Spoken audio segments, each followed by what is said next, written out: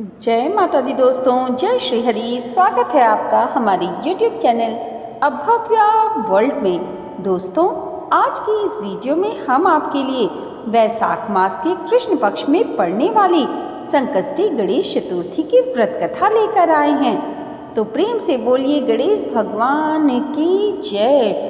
एक बार माँ पार्वती ने भगवान गणेश से पूछा, वैशाख माह के कृष्ण पक्ष को आने वाली संकट चतुर्थी को किस नाम से जाना जाता है?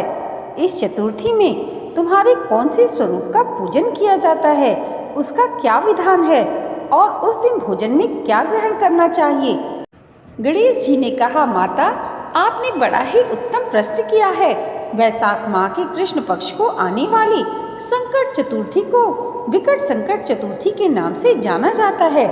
इस चतुर्थी पर मेरे विकट स्वरूप की पूजा होती है तथा व्रत के पश्चात रात्रि में कमलगट्टे का हलवा भोज के स्वरूप में ग्रहण किया जाता है। हे माते, द्वापर युग में राजा युधिष्ठिर ने भी यही प्रश्न भगवान श्री कृष्ण से पूछा था और उत्तर में जो भगवान श्री हरि कृष्ण ने कहा था वही मैं अपने शब्दों में आपसे कहता हूँ, अतः आप इसे ध्यान पूर्वक सुनिए। प्राचीन काल में रंती देव नामक एक परम प्रतापी राजा हुए थे। जैसे अग्नि तृण को जलाकर राख कर देती है, वैसे ही वो अपने शत्रुओं का विनाश कर देते थे। उनकी मित्रता यम, कुबेर और इंद्रादि देवताओं से थी। उन्हीं के राज्य में धर्मकेतु नामक एक श्रेष्ठ ब्राह्मण रहते थे। उनकी 2 पत्नियां थीं। उनमें से एक का नाम सुशीला और दूसरी का नाम चंचला था। सुशीला शुरू से ही धर्म काज में अग्रसर थी और नित्य कोई न कोई व्रत अनुष्ठान किया करती थी। व्रत के फलस्वरूप उसका शरीर दिन प्रतिदिन दुर्बल होता जा रहा था। उसके बिल्कुल विपरीत चंचला का मन धर्म काज में कभी नहीं लगता था और वो कोई व्रत और उपवास भी नहीं करती थी और हर पल भरपेट भोजन किया करती थी।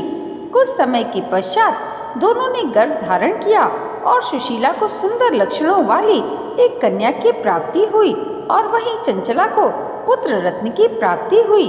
पुत्र रत्न की प्राप्ति होने पर चंचला का अभिमान उसके सिर चढ़कर बोलने लगा। वो अब बारंबार सुशीला को ताने मारने लगी थी।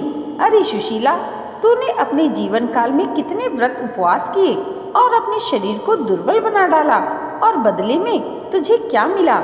एक कृषकाय कन्या, यहाँ मुझे देख। मैं कभी व्रत उपवास के चक्कर में नहीं पड़ी और हमेशा भरपेट भोजन करके हृष्ट पुष्ट ही रही और मुझे मेरी ही तरह हृष्ट पुष्ट एक पुत्र की प्राप्ति हुई। अपनी सौत के व्यंग बाण सुशीला के हृदय को आहत करने लगे। वह परम पतिव्रता स्त्री अब विधिवत गणेश जी की उपासना करने लगी थी।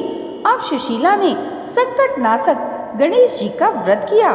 उसकी श्रद्धा और व्रत अनुष्ठान से प्रसन्न होकर गणेश जी ने उसे रात्रि में स्वप्न में आकर दर्शन दिए। श्री गणेश ने कहा, हे पुत्री, मैं तुम्हारी निस्वार्थ आराधना से अत्यधिक प्रसन्न हूँ। तुम्हारे व्रत अनुष्ठान से प्रसन्न होकर मैं तुम्हें वरदान देता हूँ कि तुम्हारी कन्या के मुख से सदैव मोती और मूंगा ही प्रवाहित होंगे। हे सुशीले, इससे तू सदैव प्रसन्नचित रहेगी।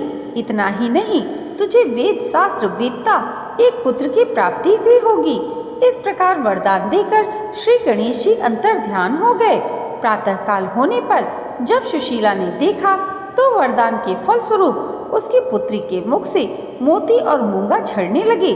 कुछ समय पश्चात सुशीला को एक पुत्र की प्राप्ति भी हुई और उसके कुछ समय पश्चात धर्मकेतु का स्वर्गवास हो गया।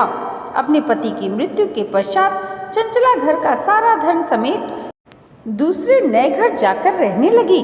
वहां सुशीला पति गृह में रहकर अपने पुत्र और पुत्री का भरण पोषण करने लगी थी। गणेश जी द्वारा मिले हुए वरदान स्वरूप अपनी पुत्री के मुख से सदैव प्रवाहित होते रहते मोती और मूंगा के कारण वो अल्प समय में ही बहुत सारा धन एकत्रित करने में सफल हो गई।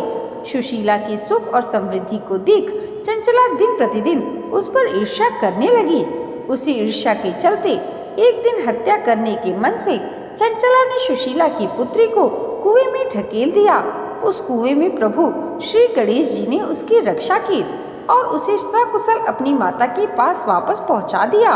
उस बालिका को जीवित देखकर चंचला का मन आश्चर्य से भर गया। वह सोचने लगी, जिसकी रक्षा ईश्वर स्वयं करते हैं उसे कौन मार सकता है भला। उधर सुशीला अपनी पुत्री को पुनः सकुशल पाकर बड़ी ही प्रसन्न हुई और कहने लगी, यह सब भगवान श्री गणेश जी की ही लीला है। उन्होंने ही तुझे जीवन दान दिया है। अनाथों के नाथ हैं श्री गणेश जी। वहाँ चंचला सब सुन रही थी। अपनी कर्मों से ग्लानि की अनुभूति पाकर वह तुरंत जाकर सुशीला के चरणों में गिरकर नतमस्तक हो गई। उसे देख सुशीला के आश्चर्य का ठिकाना न रहा। चंचला अपने कर्मों की माफी मांगते हुए कहने लगी, हे बहन सुशीले, मैंने अपने जीवन में बहुत कुकर्म किए हैं। मैंने आपका बहुत अधिक अपमान किया है। आप मेरे इन अपराधों को क्षमा कीजिए। आप दयावती हैं।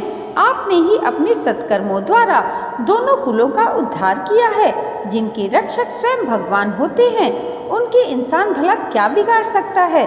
जो लोग संतों और सत्पुरुषों में सदैव दोष देखा करते हैं, वो स्वतः ही अपनी करनी के फलस्वरूप नाश को प्राप्त होते हैं। इसके पश्चात चंचला ने भी संकट नाशक, कष्ट निवारक, पुण्यकारी भगवान श्री गणेश जी के व्रत का अनुष्ठान किया।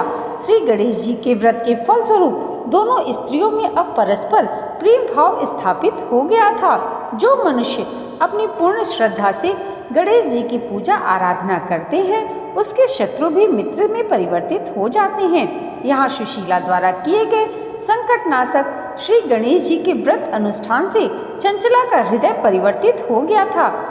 श्री गणेश जी माता पार्वती से कहते हैं, हे माते, मैंने पूर्व काल का सारा वृत्तांत आपको सुना दिया। इस युग में भी इस व्रत से श्रेष्ठ और कोई विघ्न विनाशक व्रत नहीं है। यहाँ पर वैशाख मास की संकष्टी गणेश चतुर्थी की व्रत कथा संपूर्ण हुई। दोस्तों, आज की ये वीडियो अगर आपको अच्छी लगी हो तो कमेंट बॉक्स में जय गणपति भगवान ज़रूर लिखिएगा और इसे लाइक और हमारे चैनल पर पहली बार आए हैं तो सब्सक्राइब करना मत भूलिएगा। गणेश भगवान की कृपा आप सबके जीवन पर सदैव ऐसे ही बनी रहे, इसी मंगल कामना के साथ मिलते हैं अगली वीडियो में। तब तक के लिए जय माता दी, जय श्री हरि।